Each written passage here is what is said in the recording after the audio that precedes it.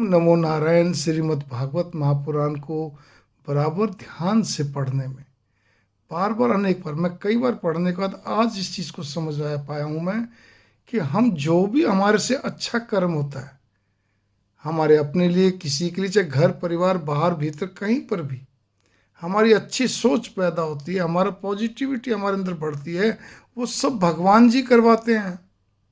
वो उनकी प्रेरणा से होता है। वो कर्म हमें इमीडिएट उसी समय भगवान को समर्पित कर देना चाहिए। हे भगवान, ये आप ही कर रहे हैं, आप ही निमित्त हैं, आप ही मुख्य हैं, प्रमुख भी आप हैं, आप ही कर रहे हैं, आपने ही करवाया, आप ही बोल रहे हैं, आप ही चल रहे हैं, मन वचन कर्म सब आप ही हैं।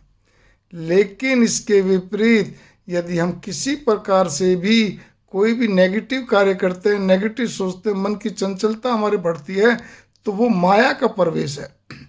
माया कहते हैं ना, माया के अधीन है, और उससे व्यक्ति खुद ही बहकता है या खुद ही सोचता है नेगेटिव, या जो भी कुछ उसने करना है, वो कर्म कैसा भी हो, उसके जिम्मेदार हम स्वयं जीव आत्मा है और कोई नहीं है।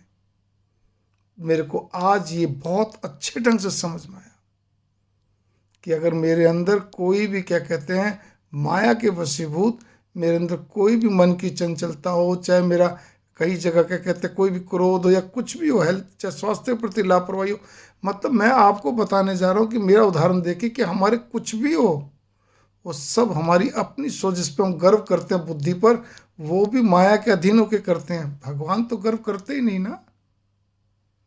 इसीलिए इस चीज़ पे गौर करें कि हमें अच्छे कर्म, अच्छी सोच, अच्छे विचार वो भगवान हमसे करवाते हैं, उसको बराबर सतत बनाए रखें। मेरा ही प्रयास ऐसा ही है। इस चीज़ पे भी गौर कर लीजिए। अब फिर भी कुछ हमसे गलत हो जाता है तो हमें भगवान से भी क्षमा मांगनी चाहिए। किसी दूसरे के कहते हैं कुछ अजीब लगता है तो उससे भी मन ही मन में क्षमा मांगनी चाहिए। ओम नमो नारायण, ओम नमो नारायण।